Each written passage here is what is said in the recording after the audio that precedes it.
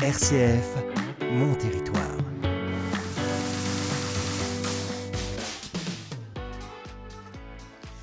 Mon territoire, le magazine des initiatives locales, c'est une rencontre mensuelle pendant 1 heure dans une commune rurale avec les élus, les acteurs économiques, culturels, sportifs notamment pour parler ensemble des enjeux, des défis, des projets et en public. Aujourd'hui à l'épicerie associative de Champigny-sur-Veude. Merci Coralie Loriot qui nous accueille. Alors bonjour et bienvenue sur RCF pour ce nouveau numéro de Mon Territoire. Nous sommes donc à Champigny-sur-Veude, une commune très active au moins depuis 1080 qui a vu passer de grands princes, de grands seigneurs au cours de cette longue histoire. Et on peut admirer d'ailleurs derrière moi la Sainte Chapelle, une des 12 qui ont été construites en France. Et il en reste encore 7, donc celle de Champigny-sur-Veude, mais aussi un célèbre écrivain, Maurice Genevoix, et un illustre peintre, Chahim Soutine. Et alors aujourd'hui, en 2025, eh bien, on y croise encore d'heureux apiculteurs, des agriculteurs méthaniers, des footballeuses, des amoureux du patrimoine.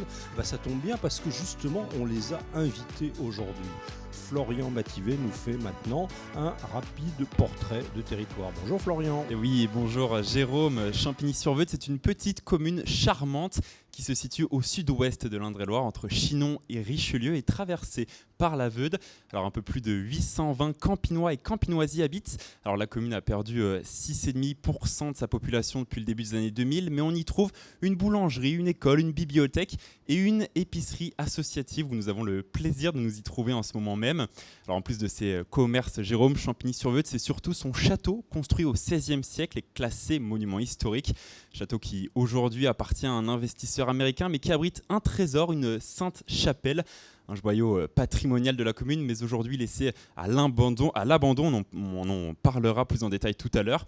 Et Champigny-sur-Veude, c'est aussi un lieu idéal pour les amoureux de nature, situé au cœur du parc naturel Loire-Anjou-Touraine.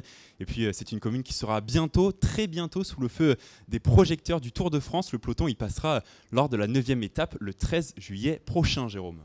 Merci Florian. Alors je vais rester dans votre roue et j'enchaîne en tournant vers vous, Madame la maire, Aurélie Rocher-Gasnier. Ça vous va ce portrait ? Qu'est-ce que vous voulez ajouter pour compléter ? C'est parfait, c'est très bien. Donc déjà, bonjour à toutes et à tous. Et merci d'avoir choisi Champigny-sur-Veude pour faire cette émission de radio et mettre en valeur tout ce qui se passe sur notre territoire. Oui, c'est un très beau portrait de Champigny et c'est un très beau village. Donc merci beaucoup de l'avoir présenté tel quel. Alors vous gardez le micro et je vais maintenant échanger avec vous, comme on le fera ensuite avec nos invités qu'on présentera successivement. Vous êtes maire depuis 2020, donc c'est un premier mandat. Mais alors, 40% des maires en France sont retraités, 80% sont des hommes. La moyenne d'âge des maires, elle est de 59 ans. Je vous regarde et je me dis, mais qu'est-ce qui peut vous avoir motivé, vous qui êtes une femme de 43 ans en activité, à devenir maire de Champigny-sur-Veude ? Mais je n'avais pas envie de faire comme les autres. Pourquoi que des hommes ? Pourquoi que des retraités ? Pourquoi que des personnes disponibles tout le temps ? Eh bien non, je me suis dit pourquoi pas ? Et pourquoi pas une femme ? Pourquoi pas une mère de famille qui travaille encore ? Et pourquoi pas des ambitions différentes finalement, d'un âge à un autre, les ambitions sont différentes.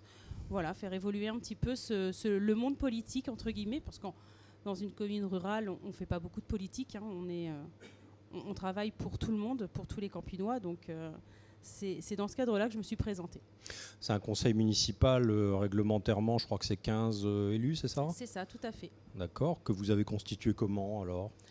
Alors, mes choix ont été déjà de la représentativité homme-femme. Alors, je ne dis pas que je suis à 50-50, puisque ce n'était pas encore obligatoire, mais on a quand même une belle représentativité des femmes. On a également des retraités, évidemment, parce qu'il faut... En tant que maire, comme j'étais en activité, comme je suis en activité, évidemment, il me fallait des adjoints jeunes retraités qui puissent être disponibles au quotidien auprès des habitants en fonction des besoins. Ensuite, j'ai choisi aussi la situation géographique de chaque conseiller municipal de façon à ce que la commune soit le plus représentative de la population. Voilà, pour travailler davantage au plus près des Campinois et puis que chacun trouve un porte-parole au sein du conseil municipal. Voilà. Et j'ai également fait le choix dans les commissions communales de proposer des places à des Campinois qui ne sont pas membres du conseil municipal, de manière à faire avancer un peu plus les choses sur la commune.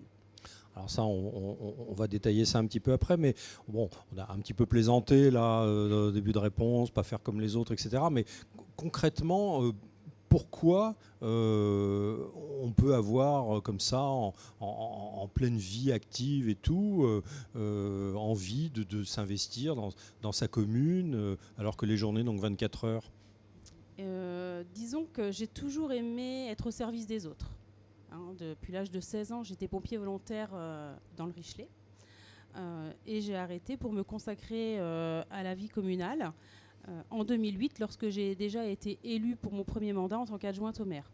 Et puis, je me suis prise au jeu. J'ai trouvé un fort intérêt à aider le conseil municipal dans ses objectifs et puis à être au plus proche de la population. Et de fil en aiguille, c'est devenu une passion.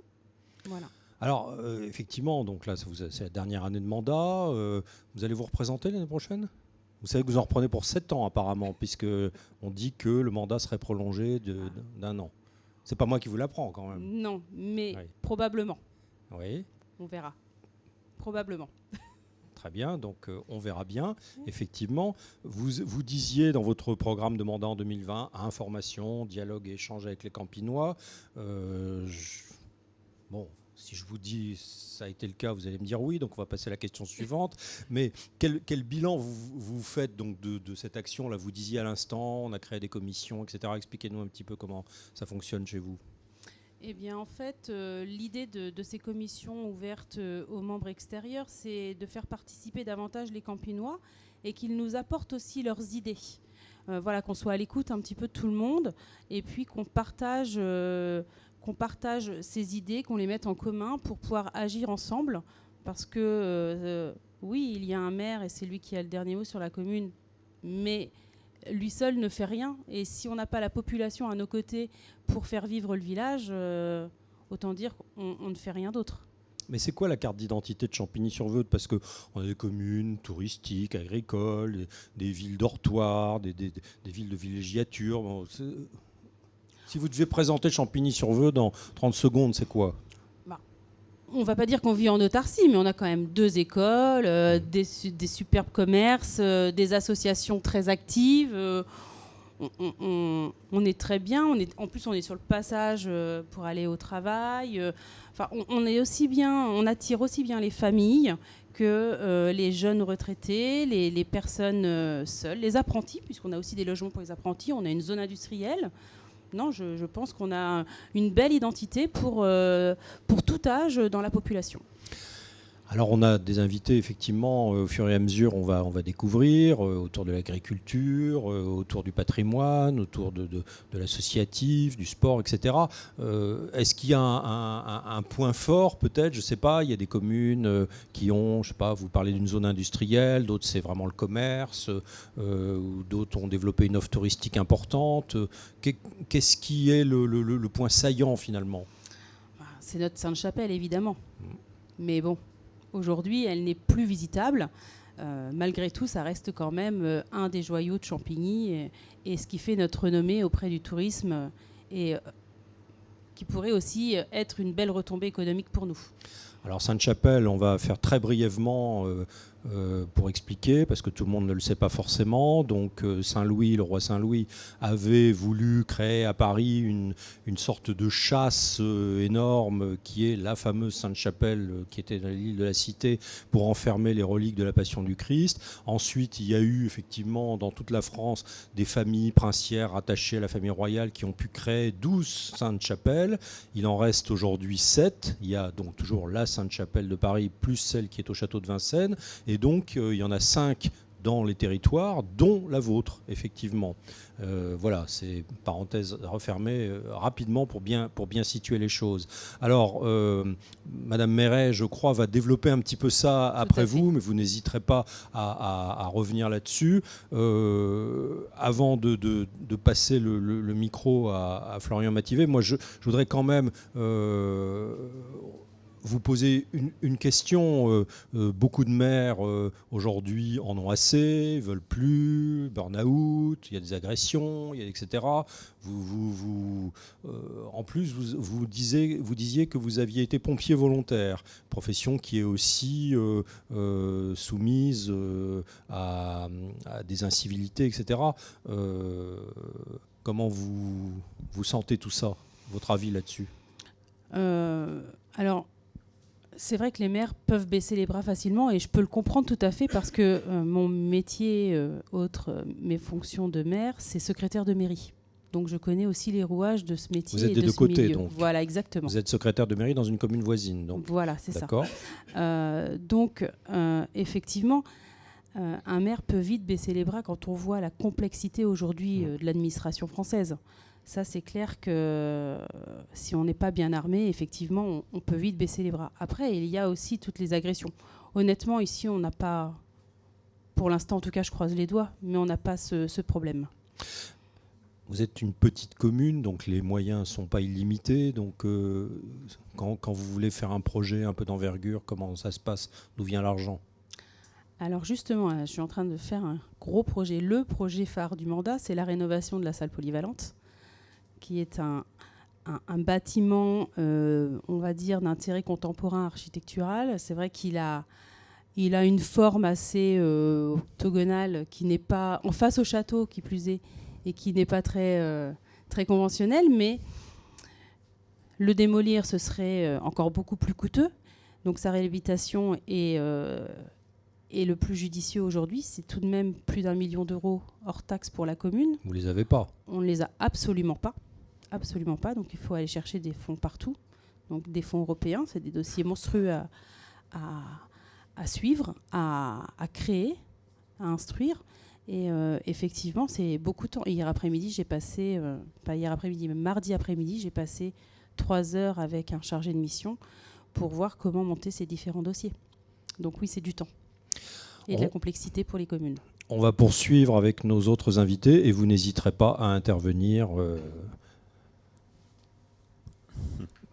en fonction des réponses qui seront apportées. Florian Mathivet. Merci beaucoup Jérôme. Alors maintenant je me tourne vers Monique Méret. Vous êtes la trésorière de l'association Champigny d'hier à demain, une association qui œuvre à la valorisation du patrimoine et de l'environnement donc de Champigny-sur-Veude. Merci d'être avec nous. Alors une première question, quelles sont les actions, les événements que vous organisez avant qu'on entre plus en détail justement sur le sujet de la Sainte-Chapelle ?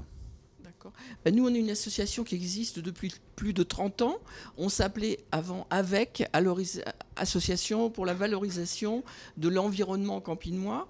Et on a changé le nom, d'abord parce qu'on a changé de président, c'était son souhait, et pour dire Champigny d'hier à demain, c'était un peu pour symboliser le fait qu'on allait essayer d'intégrer, de faire le lien entre des populations âgées et des populations plus jeunes. Voilà. Et donc notre but, c'est de créer des événements culturels ou de loisirs, toujours en liaison avec la valorisation du patrimoine. Parce que pour moi, le point fort de Champigny, c'est l'histoire. C'est évident qu'on a une chapelle qui est absolument magnifique. Il y a des rues qui sont fantastiques. On est au niveau des plus beaux villages de France, quoi. Donc c'est l'histoire d'abord. Et justement, pardonnez-moi, rentrons dans le vif du sujet dès maintenant. Ouais. Vous parlez d'histoire, on parle de cette Sainte-Chapelle qui tombe petit à petit en décrépitude, finalement, est-ce qu'on peut le dire ? Elle ne tombe pas en ruine, il reste encore beaucoup de belles choses. Mais la chapelle, il faut savoir que la chapelle a failli être détruite par Richelieu, et c'était le pape de l'époque, le pape Urbain VIII, qui a fait que la chapelle reste entière.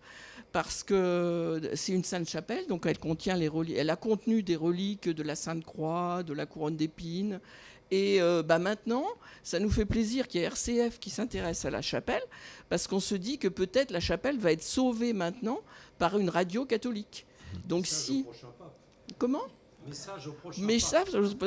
Et aussi message au fait que peut-être quand on aura un accord gouvernemental pour pouvoir rentrer dans la chapelle, on pourrait peut-être essayer de lancer une action de souscription de fonds auprès de tous ceux, alors pas seulement les Campinois, tous ceux qui sont intéressés par sauver une Sainte-Chapelle. Vous parlez de sauver parce que pour être très précis, pour ceux et ceux qui nous écoutent, la Sainte-Chapelle pour le moment appartient donc à un investisseur américain et pour le moment...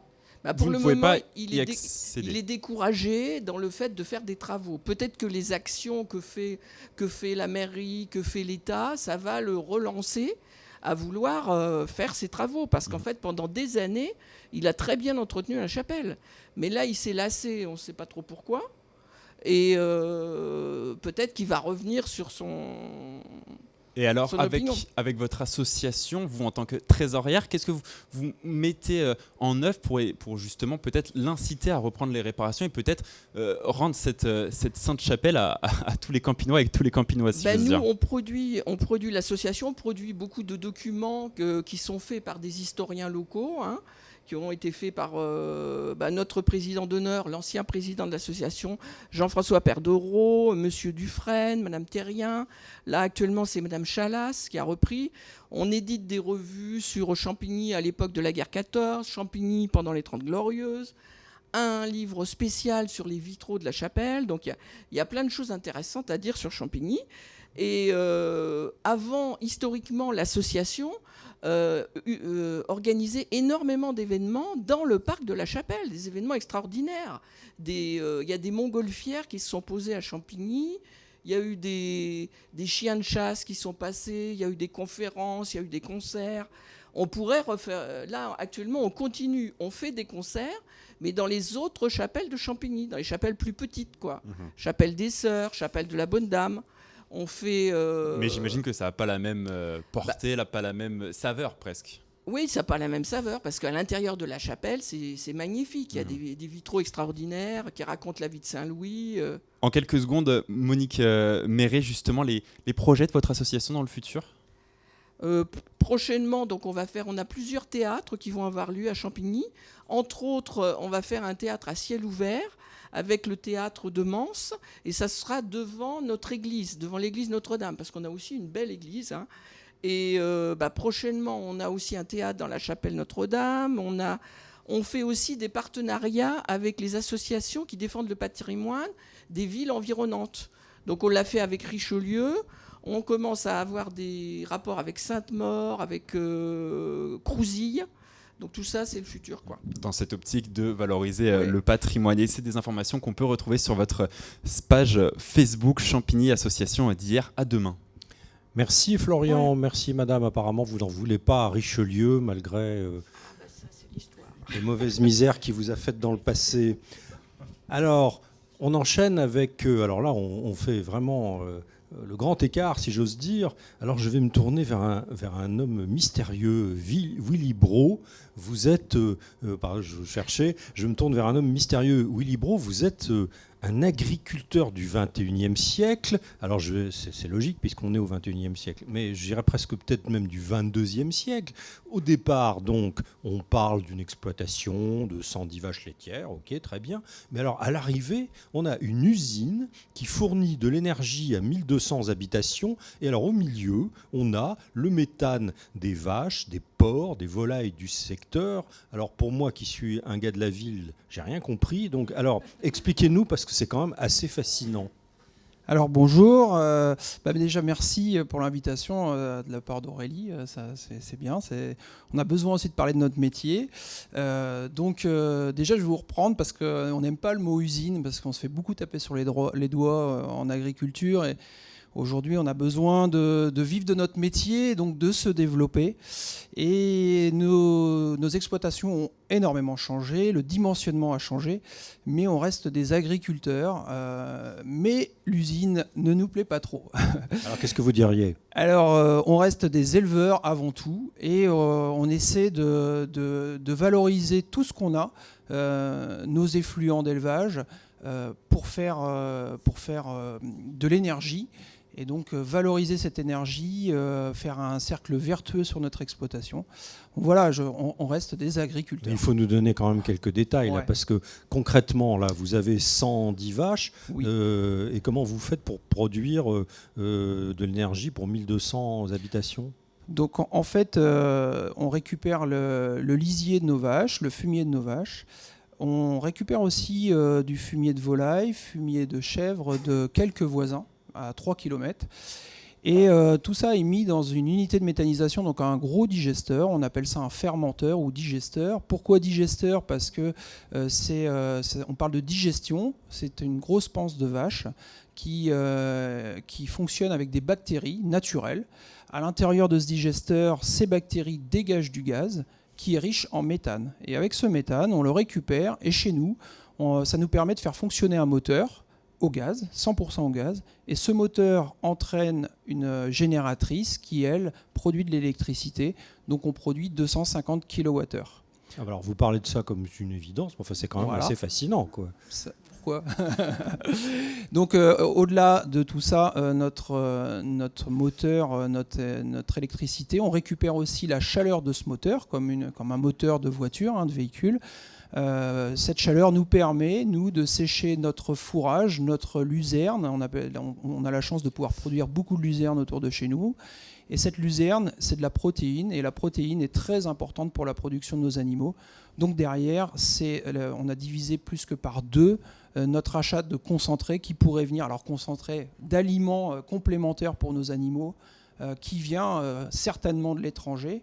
Donc, grosse économie et beaucoup plus vertueux aussi pour nos animaux, quoi. Alors effectivement, on comprend bien la logique de ce modèle vertueux. Au passage, on parle parfois de navires méthaniers. Ça veut dire quoi ? Ça a un rapport ou ça n'a rien à voir ? Aucune idée. Aucune idée. Aucune idée. Manifestement, c'est pas la même chose. Mais et tout ça est donc sur le même Oui. territoire. Enfin, Oui. c'est-à-dire que les vaches entrent dans un tunnel et puis Non. à la fin il y a l'énergie qui sort. Non, je sais non, pas, c'est c'est comme dans un film de science-fiction. Eh bien, c'est hyper simple parce qu'on fonctionne comme beaucoup de maisons aujourd'hui. Le petit robot Ouais. aspirateur qu'on peut découvrir chez les gens, on a la même chose qui passe au milieu de nos vaches, qui récupère l'urine et la bouse des vaches. Ça tombe dans un trou où il y a une pompe qui emmène directement dans le digesteur. Voilà, tout simplement, hein. Ça fonctionne assez simplement. si vous le dites. Alors, c'est très fascinant, je me permets de Ouais. le dire, parce que Willy, on boit ses paroles, hein, il explique parfaitement... Et il se rend pas compte. Non, C'est non, gentil. il ne s'en rend Pas pas du compte, tout. c'est vrai pour le coup. Et en fait, je vous invite fortement à faire un reportage au sein de la Méta avec Willy comme présentateur, Avec parce plaisir. que franchement, il explique très très bien et c'est très fascinant à voir. À voir aussi. Oui, c'est ça. C'est effectivement, c'est quelque chose qu'il faut voir, qu'il faut sentir peut-être aussi. Je sais pas. Ça Oui, sent quoi ? Mais oui, bien sûr. On est dans un élevage, c'est normal qu'il y ait des odeurs chez Non, nous. mais Hein, y a ça pas de problème. sent le quoi ? Ça sent le gaz, ça sent Non. le purin, ça sent, Non. Le ça gaz, sent un truc inconnu et moderne. non, pas du tout. Ça n'a pas plus d'odeur. Ça a qu'avant. bougé un peu derrière moi, il y a un peu de bruit parce qu'on est donc dans une épicerie, donc elle est ouverte, donc il y a des clients qui entrent, qui sortent. C'est le principe de cette émission, on est dans la vraie vie. Allez-y. Donc chez nous, il n'y a pas plus d'odeur puisque c'était déjà un élevage et c'est toujours les mêmes odeurs. Quand ça rentre dans la méthanisation, dans ce fameux digesteur, il faut savoir qu'on est complètement bâché, couvert et isolé de l'extérieur. Donc le gaz ne s'échappe pas. On est en anaérobie à l'intérieur, sans air. Et on récupère ce gaz pour faire fonctionner le moteur. Donc il n'y a pas d'échappée. En quel circuit qu'il soit. fermé finalement. Circuit fermé, Mais exactement. vous occupez une surface qu'on essaie de visualiser un peu. C'est quoi ? C'est en hectares ? Le dimensionnement, l'exploitation est sur 1 hectare, oui. Mais donc ça veut dire que cette, je sais pas comment on peut l'appeler, cette unité de méthanisation, elle est sur l'exploitation. Oui. Et elle occupe une part significative de l'exploitation. Bon, elle représente un tiers de l'exploitation. Le digesteur, la méthanisation, c'est 1/3 de l'exploitation à peu près. Les bâtiments d'élevage sont quand même beaucoup plus grands. Et les animaux, ils en pensent quoi ? Ils vous en disent quoi ? Nous, ce qu'on veut, c'est que nos animaux se portent le mieux possible.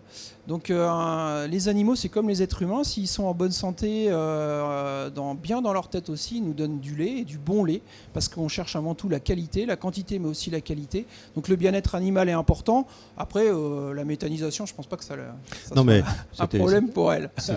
C'était une fine plaisanterie, parce Bien sûr. qu'effectivement, on n'oublie pas quand même au départ que vous êtes quand même agriculteur. Vous n'êtes pas fournisseur d'énergie, vous n'êtes pas NJ, vous êtes un agriculteur. Donc, vous faites du lait. En préparant l'émission, mais j'ai peut-être un peu zappé, vous voulez masser avec une huile ou je sais pas quoi, j'ai lu un truc comme ça, non ? On masse nos vaches ? Non, je sais pas, j'ai vu qu'il y avait... Vous faisiez un traitement spécial avec de l'huile ou je sais pas quoi, non ? Non, je pense que c'est plutôt sur nos interventions sur nos cultures. D'accord. Voilà. Expliquez-nous. Voilà. L'idée, c'est de travailler. On n'a pas pu passer le cap du bio parce que malheureusement le marché du bio est devenu très compliqué. En lait aujourd'hui, on n'a plus de coopératives qui veulent nous accueillir. Donc on a vraiment le souhait quand même d'améliorer nos pratiques. Et donc effectivement, on a la chance de pouvoir trouver quelques techniciens qui sortent d'un système autre que les coopératives, qui peuvent nous accompagner pour trouver des alternatives en travaillant avec des huiles essentielles, des biostimulants. C'est des termes un peu plus techniques, mais ça nous a permis, je ne vais pas dire que j'utilise plus du tout de produits phytosanitaires, mais très très très peu. C'est-à-dire qu'on a divisé par 10. Donc chez nous, financièrement, c'est déjà très intéressant. Puis c'est beaucoup plus intéressant et beaucoup plus sympa d'aller dans les champs avec un système comme ça. Après, ça ne se fait pas du jour au lendemain. On doit garder une productivité, on doit rester compétitif sur notre marché. Donc, faut qu'on trouve le juste milieu. Mais justement, c'est une question que je voulais vous poser. Je ne sais pas s'il y a beaucoup d'exploitations comme la vôtre en France, mais il y en a beaucoup qui font ça ? Oui, je pense qu'aujourd'hui, même dans le Richelieu, dans le canton... Déjà les bio en avance sur nous. Mais est-ce que c'est un modèle viable à la fois ? Alors il faut, mais donc ça ne l'est pas encore. Si, il faut. Ça veut dire que ça l'est. On ne serait plus là. J'ai oublié de dire quelque chose, mais on travaille, on est 5 sur l'exploitation. Donc il faut que ça favorise les 5 personnes et aussi qu'on ait une qualité de vie, quoi. Les éleveurs, c'est assez compliqué d'avoir du temps libre. Mais en fait, en travaillant à plusieurs, c'est des week-ends, c'est des vacances. Et s'il y a qualité de vie derrière... Mais vous gagnez votre vie parce que ça demande des investissements importants quand même. Mais oui, on doit gagner notre vie comme n'importe quelle autre personne qui s'investit. Oui, bien sûr qu'on gagne notre vie. Ouais. Alors je ne me considère pas... Je ne suis pas lié à l'impôt sur les fortunes, heureusement, encore aujourd'hui. Mais, vous vous considérez comme un acteur de la lutte contre le dérèglement climatique ? C'est compliqué le dérèglement climatique. Non, je pense qu'on est des agriculteurs conscients nous devons. C'est le paysage de la France. La France est un pays magnifique et touristique, et on voit bien que l'arrivée des gens des villes, notamment depuis le Covid, qui viennent s'installer chez nous. Si on doit communiquer avec ces gens-là, on ne doit pas se les mettre à dos. Et avant tout, c'est de cultiver nos champs. Et de donner une belle image qui soit jolie, mais aussi qui ne sente pas mauvais, qui ne sente pas trop le produit phytosanitaire. Aujourd'hui, il faut qu'on trouve un terrain d'entente avec tout le monde. Voilà. Alors, vous êtes, dernière question, vous êtes aussi président d'une coopérative qui s'appelle la CUMA, qui mutualise les matériels et les initiatives de plusieurs exploitations. Mais alors, on a parfois l'image d'agriculteurs isolés qui s'observent derrière leur clôture. Donc, c'est un cliché, alors. Oui, alors peut-être c'est un cliché. En tout cas, chez nous, c'est la première chose, c'est prioritaire chez nous. On veut développer les groupes, on aime travailler en collectivité. Donc travailler en groupe sur notre exploitation et travailler avec d'autres agriculteurs. Non, chez nous, ça cogite beaucoup et on échange beaucoup. La CUMA, c'est avant tout 35 agriculteurs qui travaillent ensemble. Mais au-delà, c'est de l'échange de nos pratiques, l'échange de nos besoins et des problématiques aussi qu'on rencontre sur le terrain. Florian Mativet, un autre invité. Et oui, après les champs, on passe à l'épicerie. Je me tourne maintenant vers vous, Coralie Loriot. Vous êtes co-gérante de l'épicerie associative aux saveurs campinoises, où on a la chance de se trouver en ce moment pour réaliser cette émission. Alors, elle est ouverte depuis 2021 et c'est une aventure entre deux amis à la base. Expliquez-nous ça. Oui, alors déjà merci à Madame la maire d'avoir choisi l'épicerie parce que ça nous fait un peu de publicité, comme c'est associatif. Nous on compte toujours de bénévoles, toujours, mais donc ça a démarré avec une amitié entre Nadine Guillot qui est la présidente et moi-même qui suis vice-présidente. Et on avait vraiment l'envie de développer. Et elle avait le bâtiment, la rénovation faite. Donc après, il a fallu monter, créer l'association et voilà. Mais justement, cette envie, c'était de reprendre un commerce, c'était de participer à la vie de la commune. Oui, surtout, oui, voilà, parce qu'il y a eu quelques petits commerces qui se sont fermés, la boucherie, la pharmacie. Donc nous avons voulu redonner un petit peu d'animation autour de l'épicerie. Voilà. Et alors,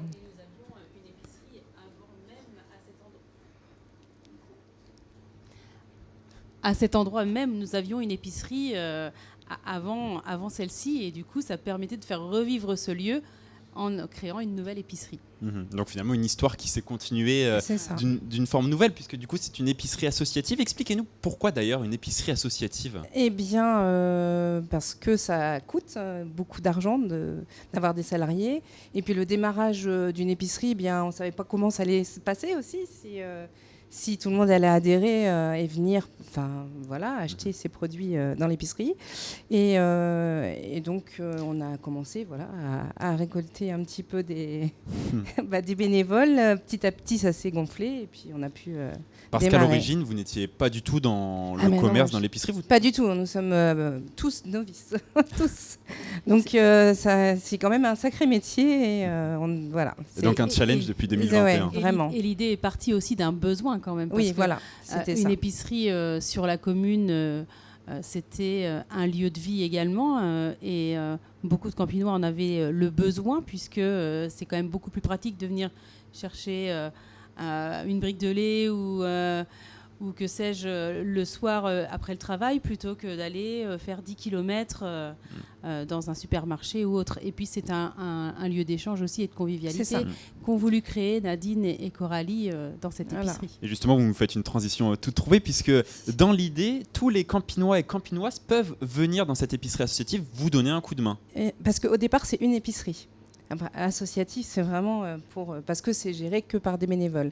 Mais oui, voilà, pour le besoin et puis aussi pour faire partager tout l'artisanat de Champigny, tous nos producteurs locaux et faire découvrir aussi des produits bio. Enfin voilà. Bon, et justement, les produits.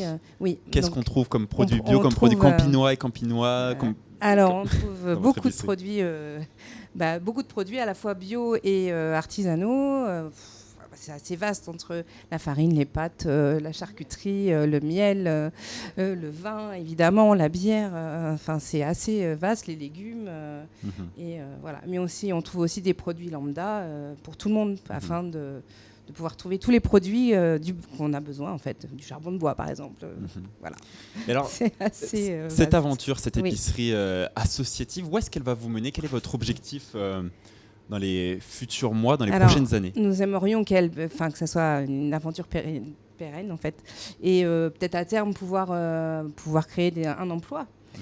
Voilà, ça serait le but pour que ça puisse rester vivant et ouvert. En tout cas, vous avez le soutien de Madame la maire dans cette optique, puisque, alors vous parlez de pérennité. Pour le moment, l'épicerie n'est pas pérenne, c'est-à-dire que... Nous avons ouvert en septembre 2021, et donc en fait, on y arrive, mais nous manquons de bras, et puis on n'a pas été très forcément efficace sur la communication. Donc nous vous remercions, parce que c'est un sacré coup de main. Donc on travaille sur ces sujets pour justement pouvoir ouvrir plus souvent, parce que nous sommes fermés 2 jours par semaine actuellement. Donc si on a plus de bénévoles, on pourra ouvrir plus souvent, plus longtemps. Voilà. Et un dernier petit mot pour conclure sur le fait d'être en ruralité. Qu'est-ce que ça change d'ouvrir son épicerie dans un petit village, dans une petite commune ? Pour vous, vous y trouvez des bienfaits ? Ah oui, ça rassemble. C'est vraiment un lieu de communication. Puis au-delà de ça, nous sommes une association, donc nous animons aussi autour des fêtes comme la Saint-Jean, où nous proposons nos produits. Et voilà. Donc c'est vraiment un lieu de convivialité aussi, l'épicerie. Voilà. Entre les jeunes et les moins jeunes. Entre tous les Campinois et tous les Exactement, Campinoises. voilà. Un lieu fondamental de la commune. Merci beaucoup. Merci Florian, merci madame. Eh bien, nous poursuivons au milieu des fruits et des légumes, effectivement, cette belle émission à Champigny-sur-Veude, donc mon territoire si vous nous rejoignez. Je me tourne maintenant vers un homme heureux puisque c'est un apiculteur. Alors Alain Pajard, on dit souvent qu'une gare est une véritable ruche bourdonnante, avec beaucoup de passages. Ben justement, vous avez ouvert une maison de l'abeille dans la gare désaffectée de Champigny-sur-Veude. Racontez-nous cette histoire. Ah, c'est un projet un peu fou qui, on regardait ce hangar qui était une zone de transit qui était en train de se délabrer, envahi par le lierre. Et j'ai entendu que ce hangar de 1880 devait être rasé. La volonté d'un citoyen s'est érigée contre la décision collective et je me suis opposé à cette destruction. Et on a monté ce projet de faire une maison de l'abeille parce que ce hangar est au format d'une ruche. Pour les apiculteurs, c'est une ruche d'Adam à toit chalet. Voilà, donc elle avait une architecture particulière. La gare en elle-même avait été rénovée lors de la création de la voie verte, mais elle n'était pas ouverte. Et donc, s'est lancé ce défi un peu fou. On va dire, ça a commencé en février 2021, où j'étais présenté mon projet qui était sur 3 hectares. Bon, on n'a pas peur. Voilà, pour dire, en fait, voilà, on va faire un centre, un lieu d'accueil pédagogique sur l'abeille et son environnement. On partait à 3 avec 0 €. Et donc, voilà, on est maintenant 4 ans après. Et des projets, on en a mené. Ça, franchement, ça a été un sacré défi humain. On va arriver à 100 000 € d'investissement. Beaucoup de mécénat, beaucoup de collectivités, beaucoup d'heures. De budget participatif du département, beaucoup d'heures de bénévolat. C'était même des fois ils ont consacré énormément d'heures. On a sauvé ce bâtiment. On l'a rénové, on a ouvert la gare, on vient d'aménager l'étage de la gare en salle de cours, on pose une passerelle suite au budget participatif de 10 mètres de long sur 1,50 m de large. Voilà, donc c'est un défi qui m'a amené beaucoup plus loin que je pensais par rapport à l'abeille. Mais pourquoi vous vouliez faire ça, à part être un citoyen impliqué Déjà, le mot citoyen, ça interpelle. Et disons que moi j'ai un tempérament où je suis plus acteur que contemplateur. Voilà. Et on arrive à un âge aussi où on a envie de transmettre. Je suis apiculteur. Et je me disais, nos enfants en campagne, ils n'ont pas accès au théâtre, comme les enfants du monde citadin. Mais on peut leur faire connaître des animaux au plus proche. Et les abeilles se prêtent très très bien pour les supports pédagogiques. Et comme on l'accueille maintenant les écoles, on fait aussi passer beaucoup de messages pour des animaux qui vivent en société. Je peux vous dire qu'on fait passer de vrais messages. Alors justement, expliquez-nous un petit peu. Donc il y a des ruches, mais il y a quoi au sein de cette cité de l'abeille? Je ne sais pas si on peut appeler ça comme ça, mais oui, ça arrivera dans quelques temps, la cité de l'abeille. Oui. Mais décrivez-nous un petit peu. Alors en fait, ce hangar qui a été entièrement rénové, on a voulu en faire une immersion dans une ruche à taille humaine. Alors en fait, on a des structures qui montent à 4,50 m de haut et qui représentent, comme si vous étiez dans une ruche avec des alvéoles, ça vous représente la vie d'une abeille qui, en 45 jours, fait 6 métiers sans aller à l'école. Voilà, donc déjà, ça interpelle. Et puis, voilà, tout ce qu'on peut trouver, les trésors de la ruche, la vie d'une reine. Voilà, en République, ça fait parler. Surtout pour les Anglais, ça leur parle. Et puis, les ouvrières, on a fait une miellerie collective pour fédérer nos apiculteurs de loisirs, pour qu'ils puissent se lancer dans cette activité d'éleveur à moindre échelle que Willy. Mais j'ai quand même des millions de bêtes et je ne suis pas une usine. Et donc, et à côté, on a un rucher, on a créé un rucher école. Et donc, en fait, maintenant, on accueille les scolaires pour leur faire découvrir le monde fabuleux de l'abeille. Donc il y a une reine, donc vous êtes le roi des abeilles, ça on avait compris. Mais donc effectivement, vous êtes, je crois, dans un réseau qui s'appelle le réseau des apiculteurs Happy, comme en anglais, les agriculteurs heureux. c'est bien ça, donc on a bien compris le jeu de mots, mais il y a quand même quelque chose qui moi, m'interpelle. Des apiculteurs heureux, et pourtant on dit que les abeilles vont mal, qu'elles sont les sentinelles d'un environnement dégradé. Alors comment est-ce qu'on fait aujourd'hui pour être un apiculteur happy ? Eh bien, on garde le verre à moitié plein. Voilà, déjà. On vit ici dans le Richelet, il y a un environnement qui est encore resté relativement intact.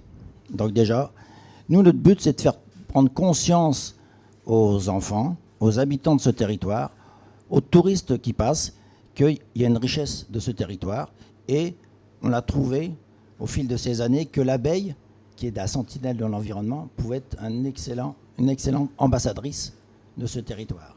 Et ça prend forme. Ça prend forme parce que on fait en même temps une fête de l'abeille le 22 juin, où on fait une fête à but pédagogique avec des conférences, des professionnels vont venir, et on sent que la mayonnaise prend.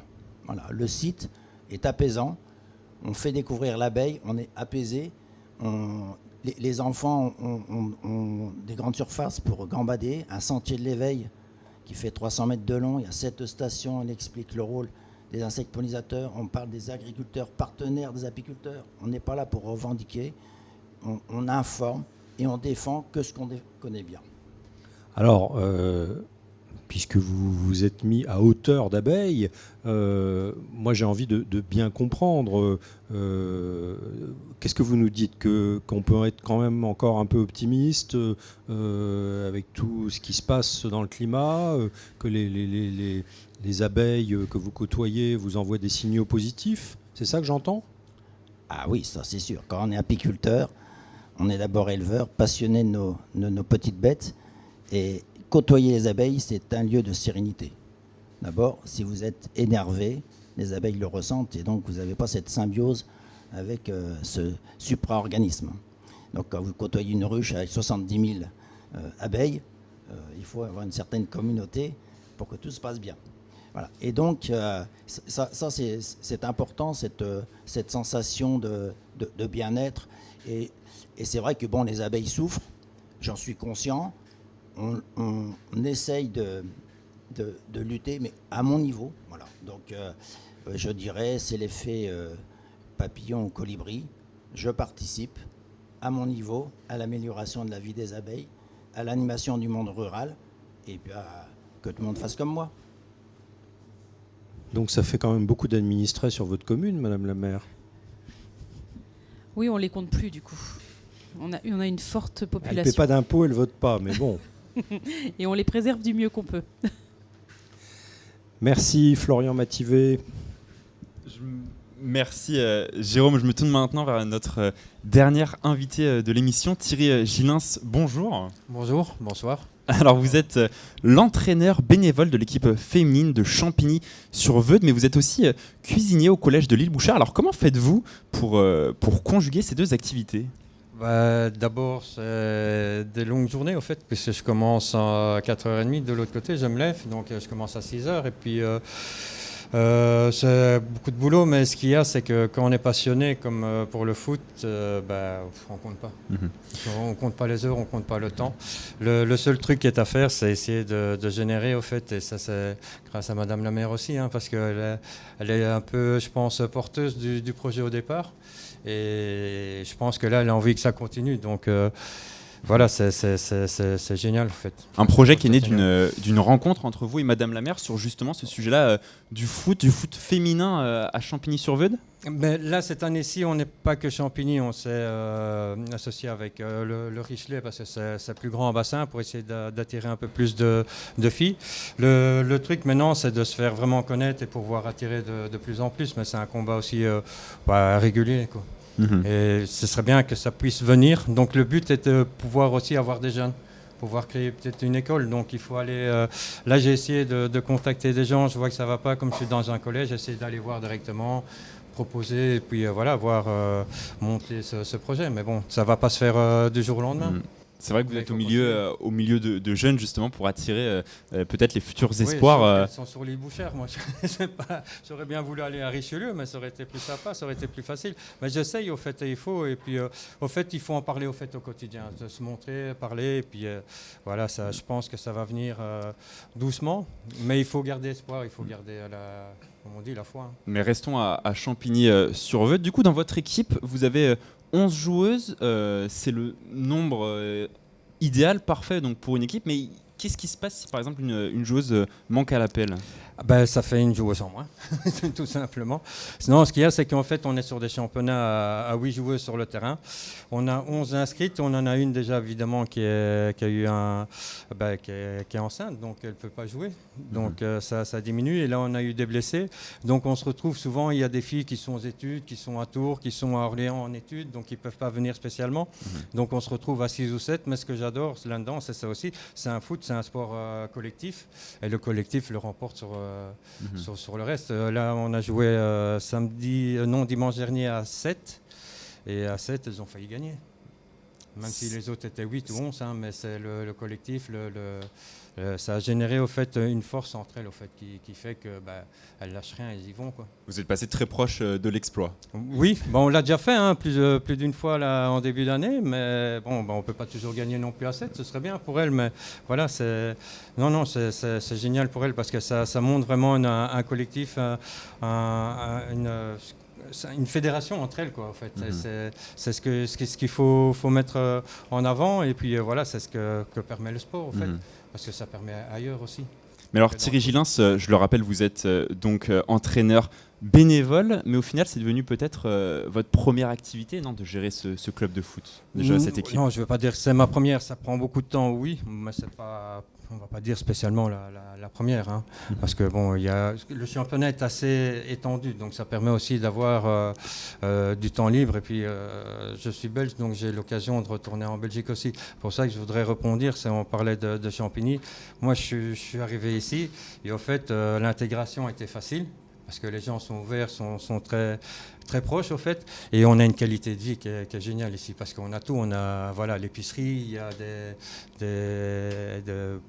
un marchand de légumes, il y a monsieur, je ne connaissais pas d'ailleurs, c'est sympa d'avoir, on fait connaissance ici en plus, donc ça a été facile, et c'est pour ça que dans le foot, j'ai plus facile à m'intégrer aussi, à faire les choses. Parce que mais justement, en vous écoutant, j'ai l'impression que plus que votre passion pour le foot, c'est finalement cette proximité qui vous a particulièrement attiré. Oui, je pense que s'il n'y avait pas autant d'énergie dans ce village, on laisserait facilement tomber. Je pense qu'il y a un moteur là derrière, donc je pense que c'est bien aussi. Donc il faut... Enfin, moi, c'est ce qui me maintient, c'est cette énergie qu'il y a dans ce village. Et cette énergie, justement, que vous voulez impulser dans cette équipe féminine. Et pour revenir simplement à vos objectifs, alors quels sont vos objectifs dans le futur pour conclure ? Arriver à être à 11 et être en première division. Ça, c'est pour être sûr d'arriver quelque part. Mais bon, c'est de pouvoir continuer au fait dans le temps et d'essayer de garder cette âme au fait qu'est Champigny et puis le club de Champigny. Par contre, là, s'il y a des gens qui entendent, ils peuvent toujours venir s'il y a des filles qui veulent jouer. Donc je lance l'appel. J'en profite du moment médiatique. Pour pour attirer toutes les filles de Champigny et des alentours, j'imagine. Oui, parce que dans le bassin, il y a énormément. Donc c'est pour ça qu'on s'était mis avec le Richelet pour essayer d'attirer de plus en plus et essayer d'avoir un maximum de population. Eh ben, écoutez, le message est passé à toutes les femmes intéressées pour faire partie de l'équipe de Champigny. Le club est ouvert. Merci à vous. Merci Florian, Aurélie Rocher-Gasnier. On va terminer avec vous. Alors, je vous ai bien observé pendant toute l'émission. La banane, le sourire. Alors, qu'est-ce qu'on a oublié peut-être de dire ? Parce que ce qui est intéressant, c'est notre intervenant là qui vient de parler de l'énergie particulière de Champigny. Vous avez retrouvé toute cette énergie dans tout ce qui s'est dit là ? Ah oui, complètement. Et en fait, oui, j'ai la banane à chaque fois qu'il y a une intervention parce que Thierry a parfaitement parlé du foot féminin. Moi, j'ai été licenciée dans l'équipe pendant près de 20 ans. Donc voilà, donc je suis aussi fan de ce sport. L'épicerie, j'ai été tout à fait du côté du projet tout au début avec Nadine et Coralie, et donc je l'ai suivi parfaitement. La méthanisation, j'étais adjointe au moment où Willy nous a présenté le projet en conseil municipal, donc c'est une construction qu'on a suivie de près. Je suis allée voir plusieurs fois la méthanisation. Monique, c'est une association qui fait partie des murs et de l'histoire de Champigny, et qu'il faut conserver à tout prix pour préserver nos monuments historiques. Et puis Alain, il nous a présenté son projet Prôner la biodiversité sur la commune, mais c'est aujourd'hui un sujet majeur et qui touche tout le monde en fait. Donc que ce soit les enfants, les jeunes ou les moins jeunes, c'est vraiment des sujets d'actualité qui touchent tout le monde. Et puis effectivement, si on peut être moteur auprès de toutes ces associations, aujourd'hui une commune rurale, si elle n'a pas d'association, c'est un peu sa mort. Donc oui, c'est bien d'avoir des commerces, c'est bien d'avoir des écoles, d'avoir des projets au sein du conseil municipal, mais sans association, une commune n'est pas grand-chose. De quoi on a oublié de parler alors ? Je crois qu'on a parlé de beaucoup de choses déjà, c'est parfait. Mais après, je pourrais inviter encore plus d'associations et vous faire revenir sans aucune difficulté, et même vous inviter dans ces différents lieux pour les visiter en direct, pour mieux comprendre encore le fonctionnement de chacun. Rendez-vous est pris, on arrive à la fin de l'émission. Merci à nos invités. Mon territoire, le magazine mensuel des initiatives locales, était donc aujourd'hui à Champigny-sur-Veude. Merci à Coralie Loriot qui nous a accueillis à l'épicerie associative. Prochaine émission, début juin, à Chédigny, le fameux village jardin, pour finir la saison sous la tonnelle, au milieu des fleurs. RCF, mon territoire.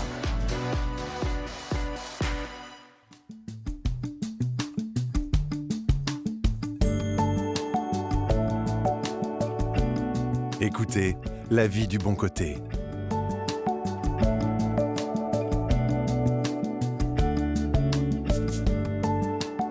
Écoutez aussi le verre à moitié plein.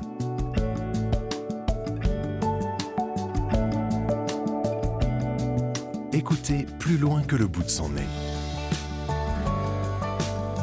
Écoutez RCF. La joie se partage.